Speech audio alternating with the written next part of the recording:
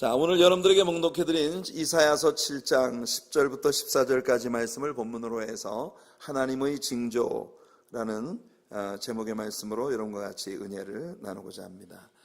이번 주간 우리들의 성경 여행은 이사야서 5장으로부터 7장까지 이어지게 되겠습니다. 특별히 이 범위의 말씀을 잘 이해하실 수 있기 위해 여러분들에게 열왕기하 16장과 역대하 28장을 함께 읽으시도록 권해드립니다. 수요일 저녁 성경 여행에 오실 때 여러분들이 꼭 본문과 함께 열왕기하 16장과 역대하 28장을 꼭 읽어 오시도록 숙제를 내드립니다. 숙제 검사는 없겠지만 왜냐하면 숙제 검사한다고 하면 또 안 오실까 봐. 그래서 수요일에 오실 때 역사서의 이 부분을 함께 여러분들이 읽어 오시면 여러분들에게 큰 도움이 될 것입니다. 자, 우리는 열왕기하 16장과 역대하 28장에서 아하스라는 왕의 통치에 관해 읽을 수 있는데요. 먼저 이 아하스라는 인물에 대해서 이야기를 좀 해보겠습니다. 그는 악한 왕이었습니다. 아주 악한 왕이었습니다. 그의 악한 통치는 유다의 파멸을 초래하게 되었습니다. 지난 주일 아침 우리는 우시야 왕이 죽던 그 해에 이사야가 성전에 들어가서 하나님의 임재를 만나고 소명을 받았던 광경에 대하여 배운 바 있습니다. 바로 그 우시야 왕은 굉장히 하나님을 잘 섬기고 또 아주 의롭고 강력한 리더십을 가지고 유다를 강한 나라로 만들었던 아주 훌륭한 왕이었습니다. 그가 이제 그 모든 나라가 번성할 때 잠깐 교만에 빠져서 하나님께서 특별히 기름 부으신 제사장들의 영역, 이 하나님 앞에 분향을 하고 제사하는 일에 왕이 이제 자기가 한번 해보겠다고 덤벼들다가 결국 이 하나님의 진노를 사서 문둥병이 발하여 죽을 때까지 문둥병자로 살게 되는 바람에 나의 어린 아들 요담을 왕위에 앉혀놓고 뒤에서 요담을 조정을 해서 섭정을 하는 그런 섭정 기간이 있었습니다. 그리고 지난 주일에 우리가 배웠던 대로 우시야 왕이 죽고 요담이 왕좌에 올랐습니다.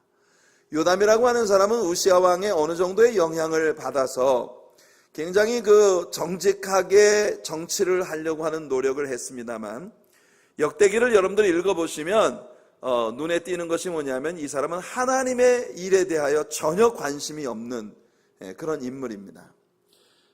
정치적인 영향력으로 유다 나라를 좀 부강하게 해보려고 하는 노력을 했고, 그가 정직한 왕이었기 때문에 하나님께서 아직도 유다 나라에 약간은 복을 주시지만, 그러나 요담은 영적인 일에 대해서 전혀 관심이 없는 그런 사람이었습니다. 그러다가 이제 요담이 16년 동안 통치를 하고 죽고 난 후에 그 아들 아하스가 왕위에 오르게 되는데요.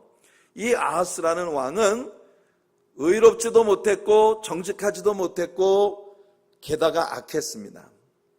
하나님의 일에 전혀 관심이 없었던, 오직 육신적인 일에만 관심이 있었던 요담 왕의 아들인 아하스는 완전히 사악한 마귀 노릇을 하는 그런 모습을 우리가 보게 됩니다.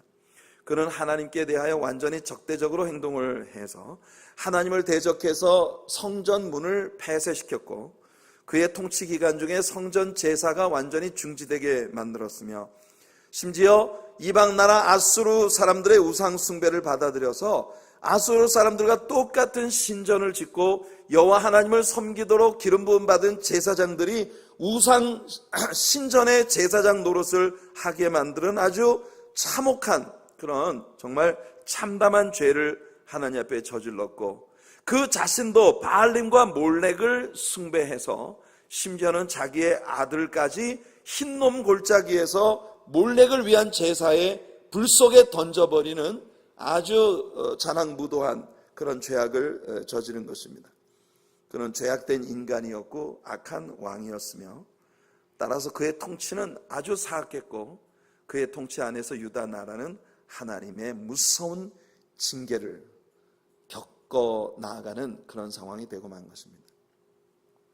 사람들은 말합니다. First generation created, second generation enjoy it, third generation spoil it. 이 우시아라고 하는 왕의 일가에 벌어진 일들을 보면 사람들이 말하는 그런 일들이 그대로 적용이 된 것을 볼 수 있습니다. First generation인 우시아 왕은 하나님 앞에 성실했고 하나님을 두려워하는, 하나님을 경외하는 왕으로서 유다를 아주 강력한 하나님의 축복을 받는 나라가 되게 만들었거든요. 근데 그 후에 일어난 요담 왕은 하나님의 일에 대해 전혀 관심이 없이 그냥 아버지의 정치적 영향력 아래에서 나름대로 나라를 부강하게 해보겠다는 그런 통치를 했습니다. 굉장히 유다 나라가 약화되어 가고 있는 그런 과정이었어요. 그러나 요담까지는 그래도 우시아 왕의 그런 하나님의 축복의 영향을 어느 정도 누렸단 말이에요. 근데 그 후에 일어난 이 아하스라는 왕은 아버지 요담으로부터 아무런 신앙적 영향도 전달받지 못했기 때문에 이 사람은 아주 사악한, 제가 지금 여러분들에게 설명해드린 그런 추악한 우상 숭배에 연루되고 자신도 우상을 숭배해서 자기 아들까지 흰놈 골짜기에 몰래게 우상 신전에 불구덩이에 던져버리는 이런 아주 참혹한 일을 저지르는 그런 왕이 됐습니다. 그래서 이 악한 아하스의 통치 기간 중에 북쪽 이스라엘과 아람 나라가 동맹을 맺고 유다를 공격해오는 일이 생깁니다. 이사야 7장 1절과 2절, 오늘 우리가 펼쳐놓고 있는 이사야 7장의 초반부입니다. 우시아의 손자요 요담의 아들인 유다의 아하스 왕 때에 아람의 르신 왕과 르말리아의 아들 이스라엘의 베가 왕이 올라와서 예루살렘을 쳤으나 능히 이기지 못하니라. 어떤 사람이 다윗의 집에 알려 이르되 아람이 에브라임과 동맹하였다 하였으므로 왕의 마음과 그 백성의 마음이 숲이 바람에 흔들림 같이 흔들렸더라. 악한 왕 아하스는 바람에 흔들리는 나무처럼 떨기 시작했습니다. 그는 악에 빠져서 이렇게 무지막지한 죄를 저질렀는데 막상 그의 죄의 결과로 이 큰 어려움이 다가오자 마땅히 그는 갈 곳이 없었습니다. 그가 자신의 아들까지도 불 속에 던지며 숭배했던 우상들은 다 어디 갔죠? 우상들은 숭배만 받고 늘 받아먹기만 하고 실제 도움이 필요할 때 아무것도 해주지 못하는 죽어있는 신들이라고 하는 걸 우린 여기서 분명히 알게 됩니다. 하지만 하나님을 의지한다면 우리는 담대할 수 있습니다. 하나님은 살아서 역사하시는 분이시니까요. 그분은 실로 우리들의 어려운 때에 현실적인 도움이 되어주시는 분이십니다. 아하스는 갈 곳이 없습니다. 의지할 데가 없습니다. 참으로 불쌍한 사람이 되어버리고 만 것이죠. 아람 나라가 유다를 공격했습니다. 그러나 성공하지 못했습니다. 다음에 이스라엘이 유다를 공격해 옵니다. 역시 성공하지 못했습니다. 그러자 이번에는 두 나라가 동맹을 맺고 유다를 공격해 오는 것입니다. 사실 우리 하나님께는 아직 유다를 몰락시킬 의도가 없으십니다. 이때로부터 65년 후에나 북쪽의 이스라엘이 멸망하고 그리고도 한참을 유다는 더 유지될 것이에요. 하나님은 유다 백성들에게 은혜의 기회를 한량없이 허락해 주신 것입니다. 그리고 훗날 북쪽의 아람이나 아수르가 아닌 저 남쪽에서 일어나는 새로운 강대국, 메소포타미아에서 일어나는 새로운 강대국 바벨론에 의하여 유다가 함락되고 유다 백성들이 고스란히 바벨론으로 포로되어 끌려가게 되는 것, 이것이 하나님의 계획입니다. 그러나 아하스는 하나님을 믿지 않기 때문에 하나님의 의도를 전혀 알지 못하고, 그래서 아하스는 지금 사시나무 떨듯 떨고 있는 것입니다. 이렇게 사시나무처럼 떨고 있었던 아하스 왕에게 하나님은 이사야를 보내신 것이에요. 그래서 오늘 우리는 이사야와 아하스가 만나는 장면을 오늘 성경에서 펼쳐놓고 있는 것입니다. 아하스 왕에게 이사야를 보내시는 하나님의 명령 가운데에서 우리는 아주 중요한 몇 가지 교훈을 얻게 되는데, 우리 하나님께서는 정말 무대를 세팅하시는데 예술가이십니다. 기막힌 무대를 세팅하시는 분이셔요.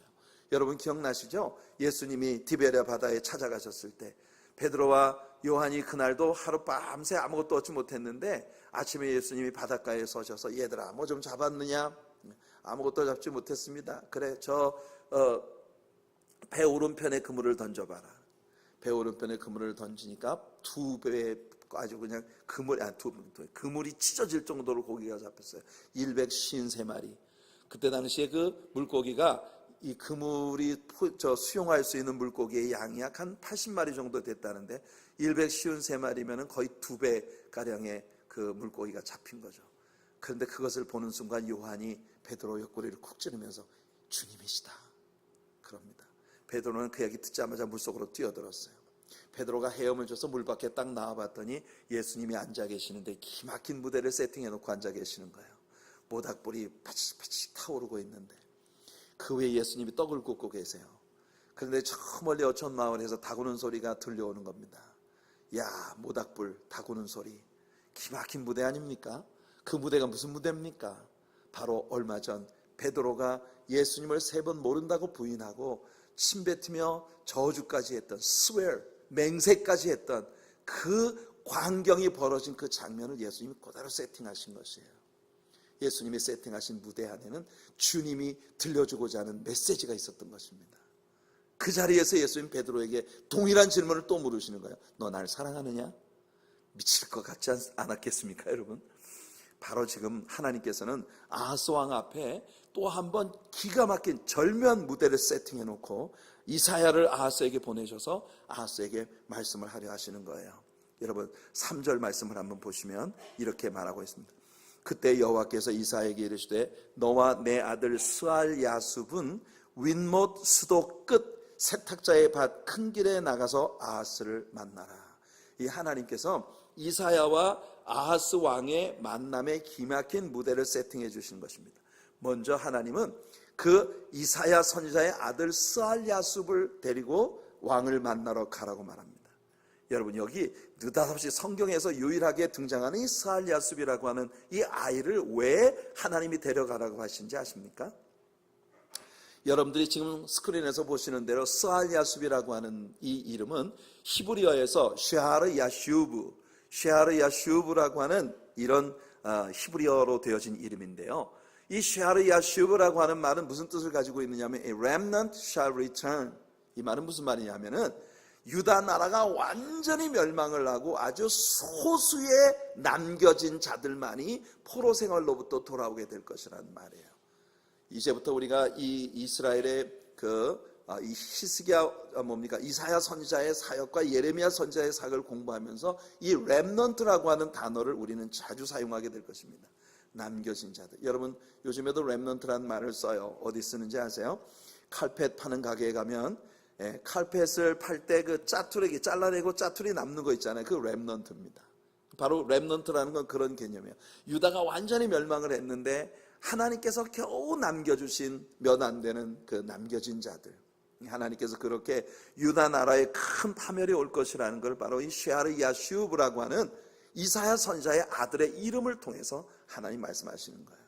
여러분이 이사야가 자기 아들의 이름을 쉐하르 야슈브라고 하는 하나님의 무서운 진노와 그 심판에서 겨우 아주 작은 소수의 남겨진 자들만이 서바이브 할 거라고 하는 이런 무시무시한 의미가 담긴 이름을 아들에게 붙였다고 하는 걸 생각해 보면 여러분 역사 가운데 이런 비슷한 일을 한 또 한 사람이 생각나지 않습니까? 누군가요? 바로 아담의 7세 손이었던 에녹이라는 인물입니다. 여러분이 에녹이라고 하는 사람은 창세기에서 그가 하나님과 동행했었다는 그런 정말 축복된 설명을 받은 사람입니다. 히브리서 기자는 히브리서 11장 소위 믿음장에서 이 에녹이 믿음으로 하나님을 기쁘시게 하는 자라는 증거를 받았다고 그렇게 말하고 있습니다. 유다서에 보면 그는요 그 시대에 이미 예수님의 재림의 장면에 대해서 아주 명백하게 선포하고 있었다라고 말을 합니다. 보라 주께서 그 수많은 무리와 함께 임하시나니 공중 재림에 공중으로 끌어올렸던 교회와 성도들을 데리고 대환란의 끝에 예수님이 이 지상에 재림하실 때 그 광경 요한계시록에 펼쳐지는 그 광경을 바로 이 에녹이 그 시대 사람들에게 선포하고 있었다는 것입니다. 그 시대는 어떤 시대입니까? 온 세상의 죄악이 관영하여 꼭지까지 하나님의 심판이 무르익어 있었던 바로 그런 시대입니다. 이제 하나님의 엄청난 홍수 심판을 예견하고 있는 그런 시대에 에녹이 사람들에게 하나님께로 돌아가야 한다고 그렇게 외치고 전도를 해도 에녹은 전도자로서 나가서 전도를 해도 사람들이 듣지 않으니까 아들을 낳고는 그 아들의 이름을 무드셀라라고 지었습니다. 무드셀라라고 하는 그 아들의 이름은요 이 아이가 죽을 때 하나님의 심판이 임한다는 의미가 담겨있는 이름입니다. 우리는 창세기를 성경 여행을 하면서 바로 이 에녹의 아들 무드셀라가 죽던 그 해에 정확히 노아의 홍수가 있었다고 하는 것을 배운 바 있습니다. 연대를 계산하면서 우리가 직접 공부를 했었던 기억이 여러분들에게 있으실 것입니다. 바로 그 에녹과 같은 절박한 마음으로 이사야 선지자 역시 지금은 평화로워 보여도 곧 하나님의 무서운 심판이 오게 될 것이라는 걸 아무리 외쳐도 하나님께 돌아오지 않는 왕과 백성들을 인한 그 답답한 가슴 때문에 그의 아들 쉐아르 야슈브, 하나님의 무서운 심판으로 완전히 멸망하고 아주 적은 렘넌트들만이 돌아오게 될 것이라는 기막힌 이름이 담긴 이름을 이 아들에게 붙인 것이었어요. 하나님은 지금 그 아스 왕에게 하나님의 메시지를 증거하려고 바로 그 기막힌, 누구라도 이름을 들으면 아유 재수없어, 기분 나빠 라고 생각할 그 이름을 가진 아들을 데리고 아하스를 만나러 가라고 말씀하신 것이에요. 그리고 아하스 왕을 만날 장소를 하나님이 설정해 주시는데, 이것은 예루살렘의 윗못 곁에 있는 수도, 즉 온 예루살렘 사람들이 먹는 수돗물을 공급해 주는 송수로 곁에 있는 큰 길에서 만나라는 것입니다. 하나님은 여기에서 예수 그리스도에 대한 아주 선명한 그림들을 우리들에게 보여주시고 계신 거예요.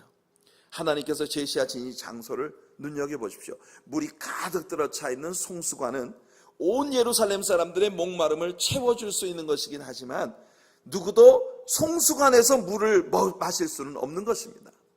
이 칸두잇, 여러분 이 칸두잇이라는 게 뭐냐면은 우리가 여러분 저 방송실 있지 않습니까? 방송실에 사운드보드에 여러분 여기 앞에서 사용하는 모든 이 마이크나 또는 저 악기 모든 이런 것들이 지금 방송실에 다 연결이 되어 있어요. 어떻게 연결이 되냐면 바로 방송실에서 바로 이 스네이크라고 하는 그 큰 선에 여기 앞에 나와 있는 이런 저게 칸두잇이에요. 이제 저쪽에 이렇게 연결을 지어주는 이 그 선입니다. 그 선이 이곳까지 나와 있어서 여기서 그냥 기타를 여기다 꽂기만 하면 이 기타 소리가 저 엔지니어링 룸에서 사운드 엔지니어 룸에서 여러분들에게로 송출이 되게 만드는 거죠. 칸두잇. 여러분 저 수로의 풀, 그 위에 있는 큰 풀로부터 이런 칸두잇을 따라서 물이 내려오는 그 끝에 있는 하이웨이에서 이 아스에게 말씀을 선포하라고 이사야에게 명령을 하고 계신 것입니다. 송수관 반대쪽에 있는 수도꼭지, 그게 있어야 물을 공급을 받는 거예요. 이게 뭡니까? 아스 왕에 의해서 유다는 완전히 망해가고 있지만 하나님은 아직도 유다를 포기하지 않으셨다는 거예요. 하나님은 아직도 그들에게 주실 넘치는 축복을 예비하고 계시다는 겁니다. 그리고 그 하나님의 축복이 흘러오는 칸두잇의 끝에 뭐가 있느냐 하면 바로 이스라엘 백성들에게 그 물을 공급할 수 있는 생명의 구주 예수님이 계시다고 하는 걸 보여주는 바로 그런 그림인 것입니다.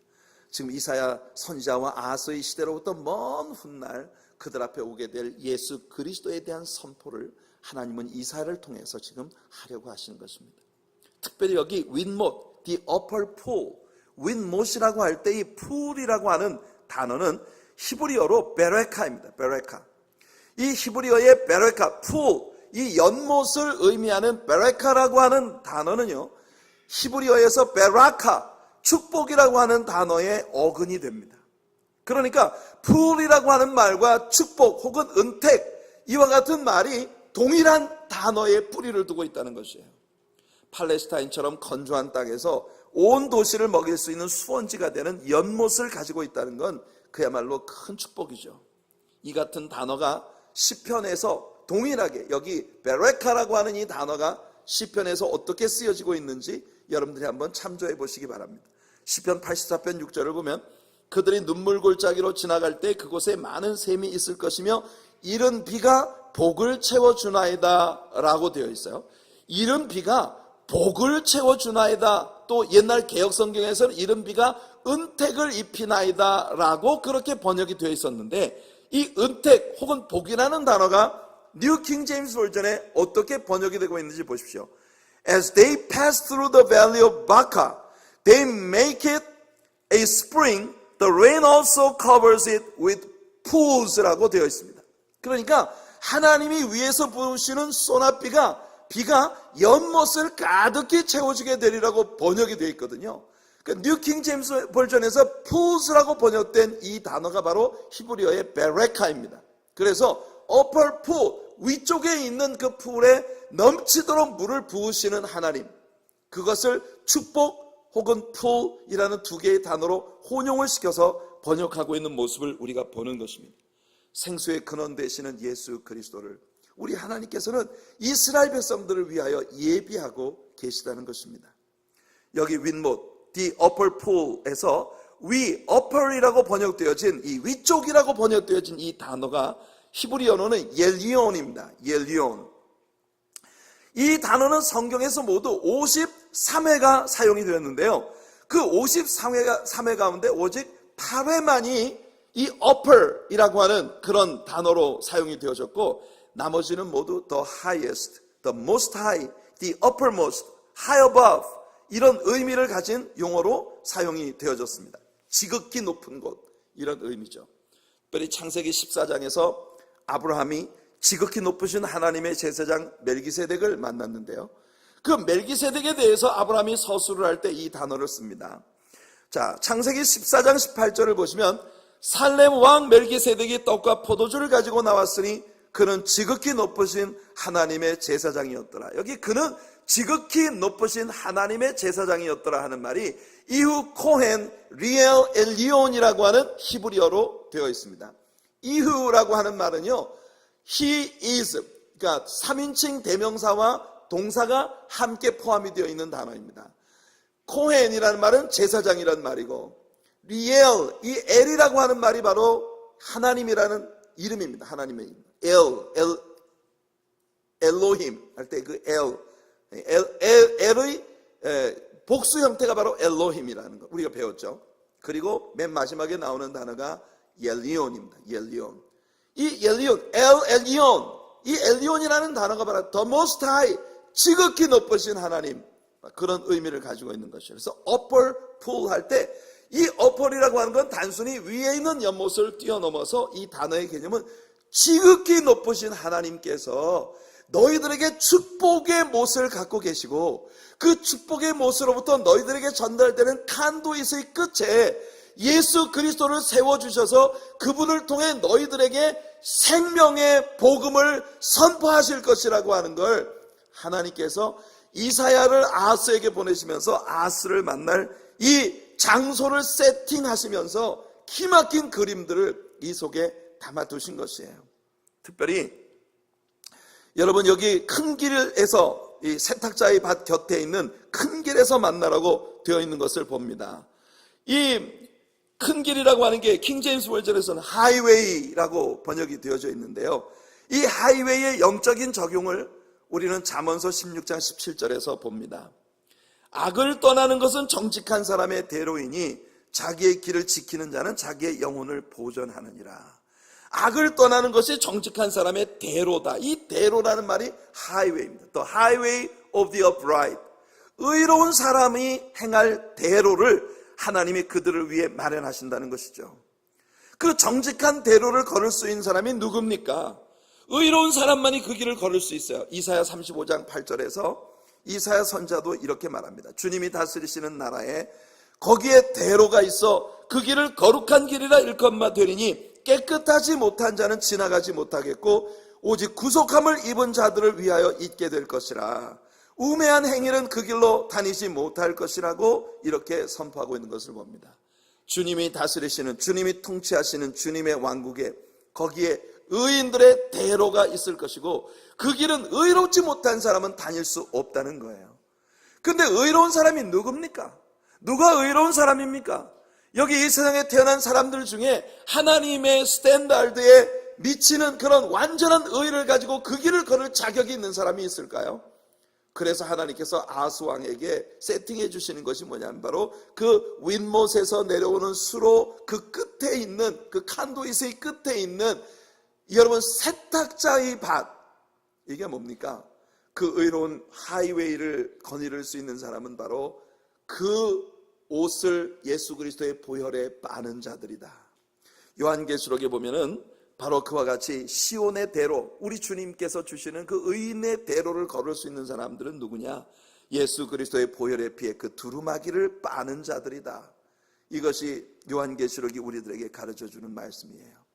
그러니까 여러분, 하나님은 이사야를 아하스에게 보내시면서 뭘 지금 말씀하고자 하시는 겁니까? 유다가 지금 참담한 죄악으로 말미암아 엉망진창으로 망가졌지만 끝이 아니다. 난 아직도 유다를 사랑하고 난 아직도 너희들을 위해서 복을 예비하고 있고, 그리고 너희들을 위해서 메시아를 보낼 것이라는 이 놀라운 약속을 하나님은 아하스에게 하고자 하시는 겁니다. 그게 바로 오늘 이사야가 우리들의 본문을 통해서 선포하고 있는 말씀이죠. 이스라엘과 아수르가, 아람이 아무리 동맹을 맺고 유다를 공격해 온다 하더라도 이들의 공격은 절대로 성공을 거두지 못할 뿐 아니라 북쪽의 이스라엘은 앞으로 65년 만에 완전히 멸망해서 다시는 서지 못할 것이고, 그 후에도 150년여의 유예 기간이 아직 유다 백성들에게 남아있다는 거예요.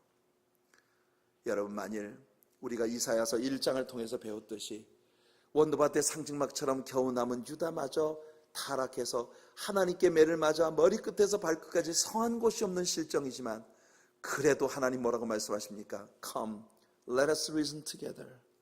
아직도 하나님은 그들을 버리지 않으셨다는 거예요. 아직도 하나님은 그들과 만나서 그들에게 의를 입혀주시겠다는 말씀입니다. 성도 여러분, 오늘 그래서 하나님은 이사야를 아하스 왕에게 보내셔서 말씀을 전하게 하실 때 아하스 왕에게 내게 징조를 구하라 라고 말씀하게 하신 것입니다. 이사야의 예언을 아하스가 즉시 믿었을 리가 있겠습니까? 그는 믿음의 사람이 아니었으니까요. 그러므로 하나님께서는 이사야가 선포한 예언이 하나님의 확실한 예언이며 반드시 선포한 대로 이루어질 것이라는 걸 확증할 수 있는 증거를 내게 구하라고 말씀하시는 거예요. 하나님은 때로 초자연적이고 기적적인 징조를 통해서 하나님의 말씀의 확실성에 대한 증거를 삼으시곤 합니다. 예컨대 히스기야 왕이 죽을 병에 들었을 때 이사야를 보내셔서 죽음을 선고합니다. 히스기야가 나철벽으로 향하고 하나님 앞에 울며 기도할 때 하나님께서 이사야에게 내가 그에게 15년의 생을 연장시켜 주겠다고 말씀하십니다. 그런데 하나님의 이 약속이 진짜로 이루어질 것이라는 걸 뭘로 확증할 수 있겠습니까? 여러분, 묻는 히스기야 왕에게 하나님께서 두 가지 징조를 제시하셨습니다. 해시계의 그림자가 10도를 앞으로 가는 것을 선택할래? 뒤로 10도를 가는 걸 선택할래? 히스기야가 생각하기를 앞으로 10도를 가는 건 시간이 지나면 자연히 가는 거니까 거꾸로 10도를 가는 쪽을 선택을 했죠. 하나님께서는 그 일을 이루어 주심으로써 히스기야에게 대한 하나님의 약속이 반드시 이루어질 것이라는 걸 보여주신 것입니다. 그와 마찬가지로 하나님은 아하스에게도 내게 징조를 구해라 하신 거예요. 그러나 아하스는 하나님께 징조를 구하지 않겠다고 거절해버립니다. 아하스는 여기서 두 가지 태도를 보이고 있는 겁니다. 하나는 거짓된 경건이에요. 내가 어디 감히 하나님을 시험하겠습니까? 어디 하나님을 시험하는 그런 법이 어디 있습니까? 나는 하나님께 징조를 구하지 않겠습니다. 그러면 믿어야죠. 하나님께 징조를 구하지 않겠다고 위선을 떨고 있는 이 모습은 뭘 보여주느냐 하면요, 정말 진실한 믿음은 없으면서 세상 모든 거 혼자 다 알고 있는 것처럼 그렇게 외적인 외양의 거짓된 경건을 표방하며 나아가는 사람들의 모습을 보여주는 거예요. 어쩌면 이 아하스가 하나님의 징조 같은 건 구하지 않겠다고 말을 하는 건 I don't care 이라고 하는 의미를 가지고 있는 표현일 것입니다. 나는 하나님이 무엇을 하시든지 믿지 않으니까 상관없고 하나님께 징조 같은 거 구해서 뭐합니까? 두 번째는 하나님의 도우심 같은 건 내게 절대 필요 없다는 그런 개념이겠죠. 만일 하나님께 무슨 도움을 받는다면 하나님께 묶인 바 될까, 그것을 두려워하는 것입니다. 세상에는 참 흥미로운 사람들이 많습니다.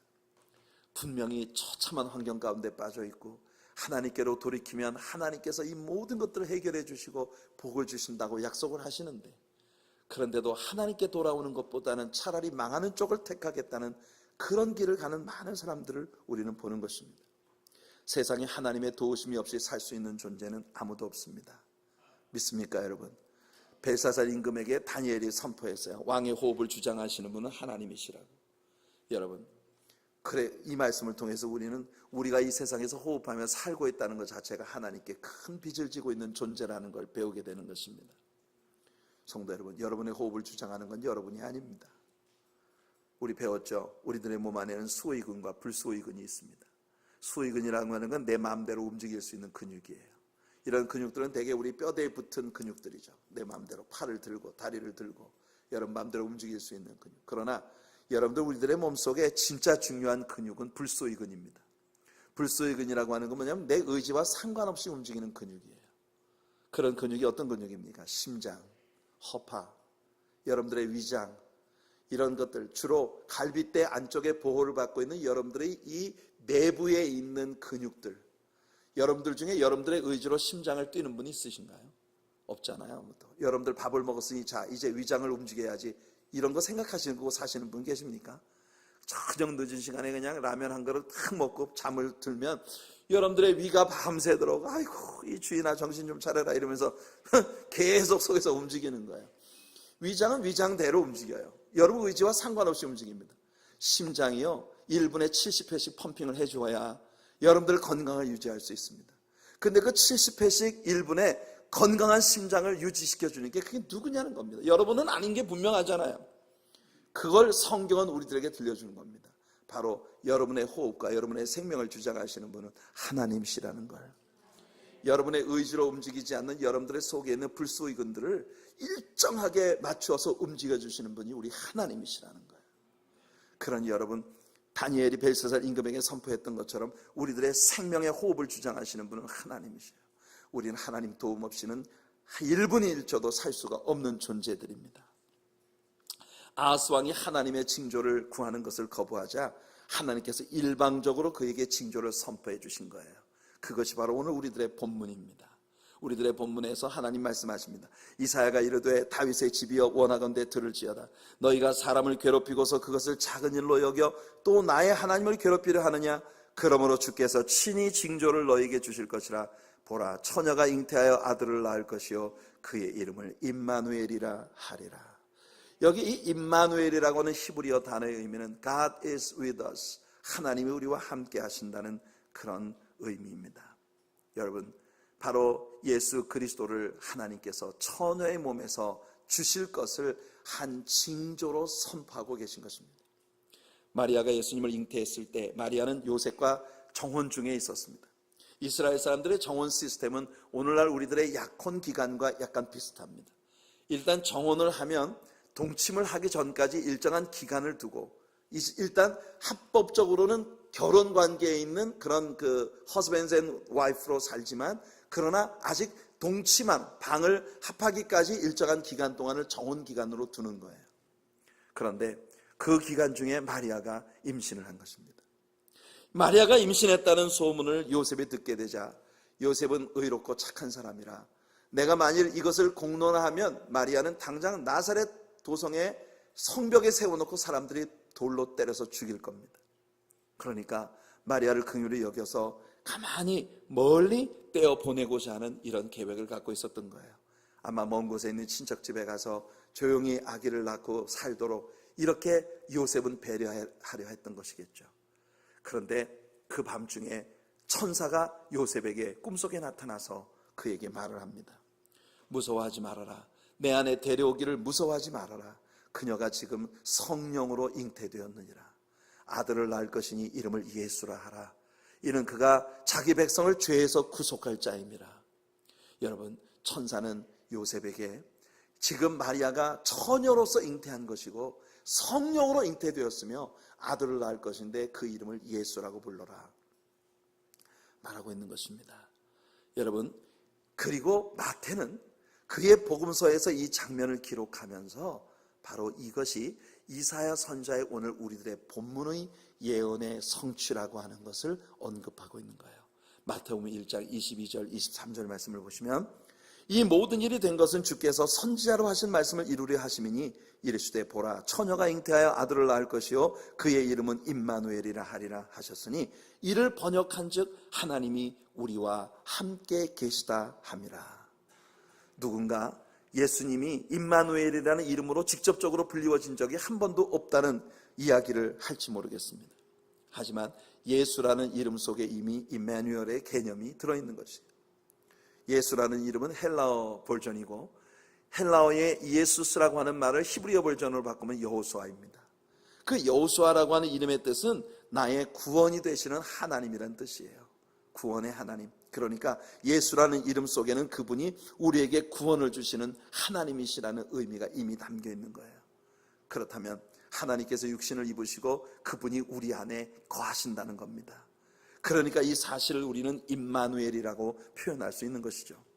요한은 바로 이 사실을 우리에게 이렇게 선명하게 가르쳐 줍니다.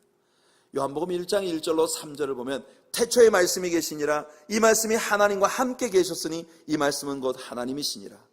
그가 태초에 하나님과 함께 계셨고 만물이 그로 말미암아 지은 바 되었으니 지은 것이 하나도 그가 없이는 된 것이 없느니라. 이 말씀은 하나님의 말씀이 바로 하나님이시며 하나님의 모든 창조에 주도적으로 그가 동참했다는 걸 보여주는 거예요. 그리고 14절에 요한이 말합니다. 그 말씀이 육신이 되어 우리 가운데 거하심에 우리가 그의 영광을 보니 아버지의 독생자의 영광이요 은혜와 진리가 충만하더라. 그가 육체의 장막을 짓고 우리들에게 인카네이션, 화육하셔서 우리 가운데 오셔서 우리의 하나님이 되어주셨다는 것이에요. 그러니까 여러분, 이 예수님은 임마누엘의 시련이었던 것입니다. 게다가 창세기 3장 15절에서 하나님이 주셨던 여자의 후손에 대한 약속이 예수님을 통해 이루어졌다는 걸 우리에게 보여주는 거예요.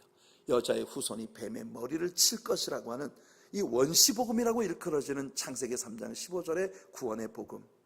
사실 여자의 후손이라는 말은 논리적으로 정립이 되지 않습니다. 성립이 되질 않아요. 여자의 후손이라는 말이 영어 성경에서는 the seed of the woman 이렇게 되어 있습니다. seed of the woman. 여러분, 여자가 씨를 갖고 있나요? 아닙니다. 생리학적으로 이야기할 때 씨를 갖고 있는 건 남자이고 여자는 밭을 가지고 있는 거예요.